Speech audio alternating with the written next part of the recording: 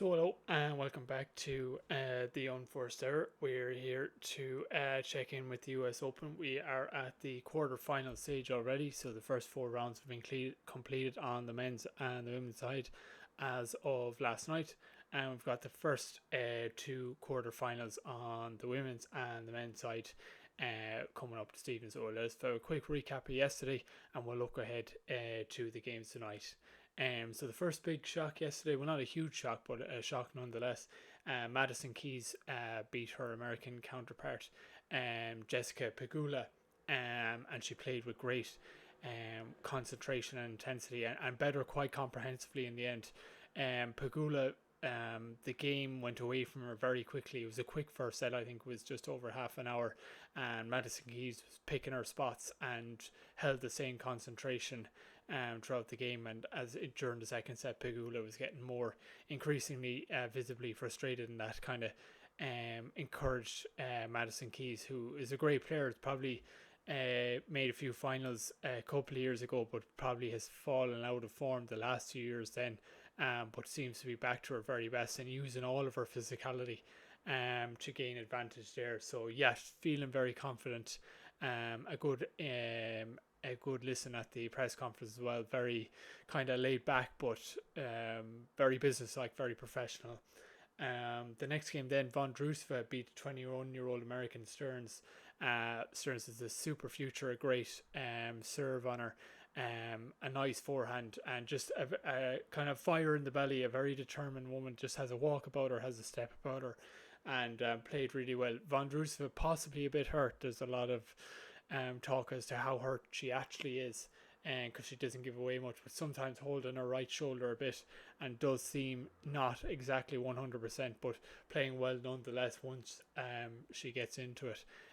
So definitely one to watch as she goes to the semi-finals and always seems to fly under the radar.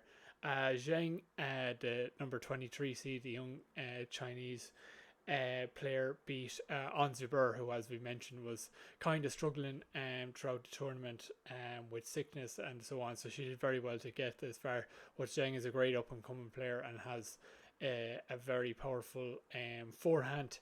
And she is in the first, I think this is her first time this far in a tournament anyway. So Ons did well to get here, but when you're not 100%, there's so many great women out there now that sooner or later, if you're not 100%, there's not many hiding places in tennis, so they will come for you. So it's been a tough end of the year for Ons, but hopefully she'll recover and play well in the WTA finals and everything like that.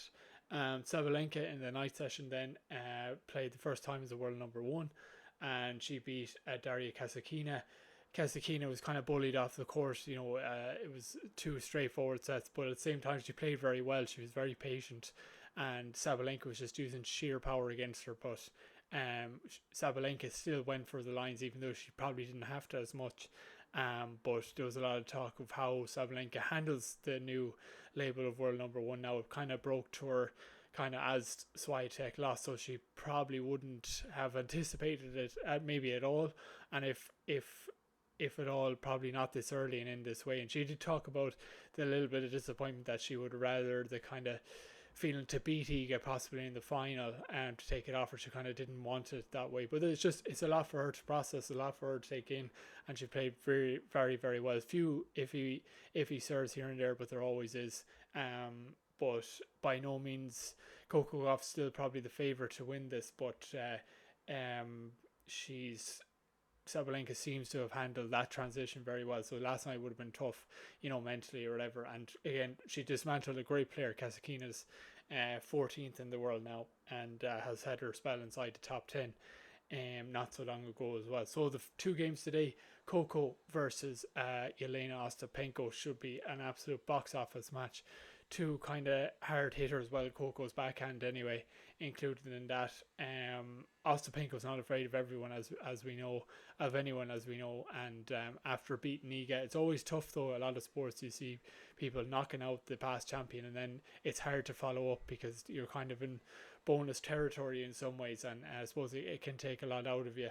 But it's very dangerous for Coco, and I don't know, if you would have asked her, she probably would have rathered play Ostapenko if it was her or Iga.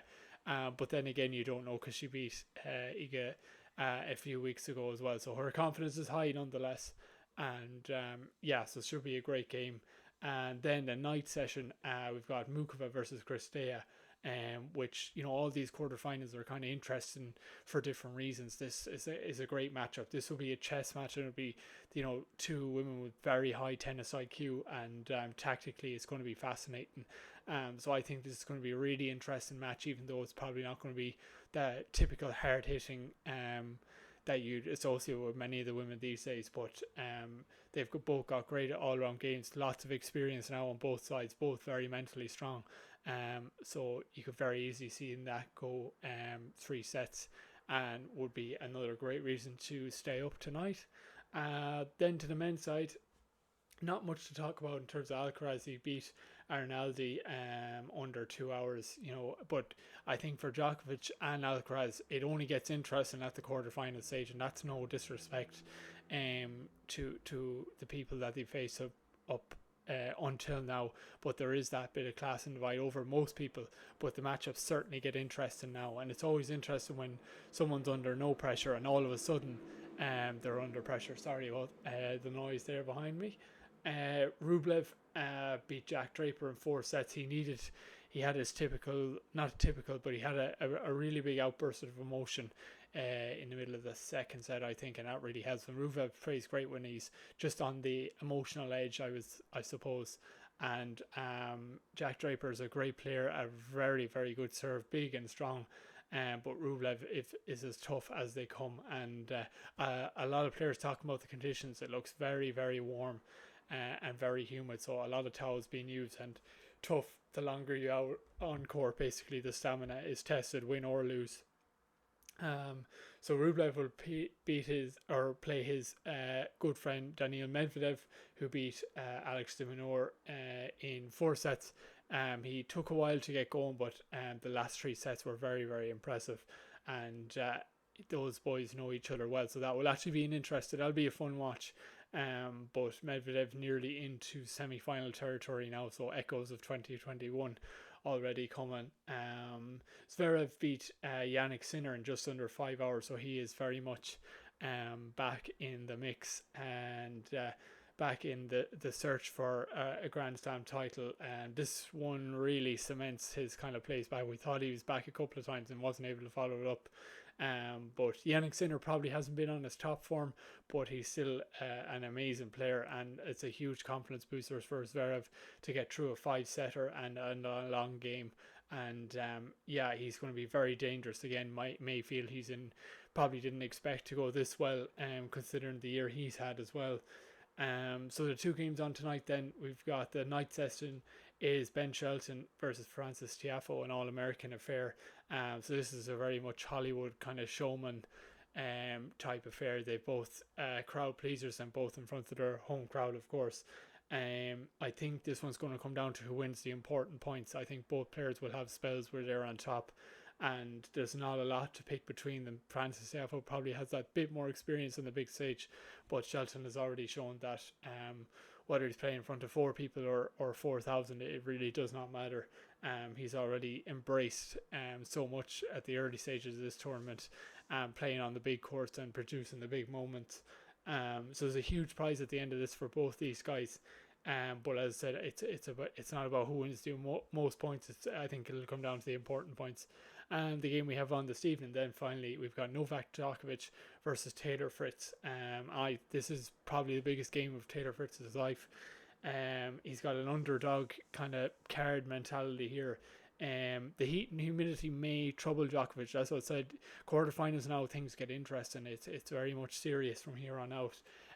I'd be really interested. Taylor Fritz is good at the old tie breaks, and Djokovic has a famous record of tie breaks in the Grand Slams. But I'm very interested in this match. I really think Taylor Fritz, if he has a great day, can trouble Djokovic. I don't know, does he have enough to beat him?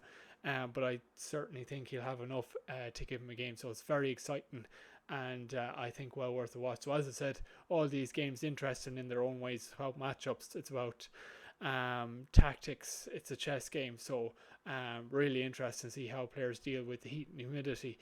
and of course the pressure points. So that's it for today, and we will be back tomorrow. Enjoy the tennis, and forget about sleep, and we'll see you. Thanks very much.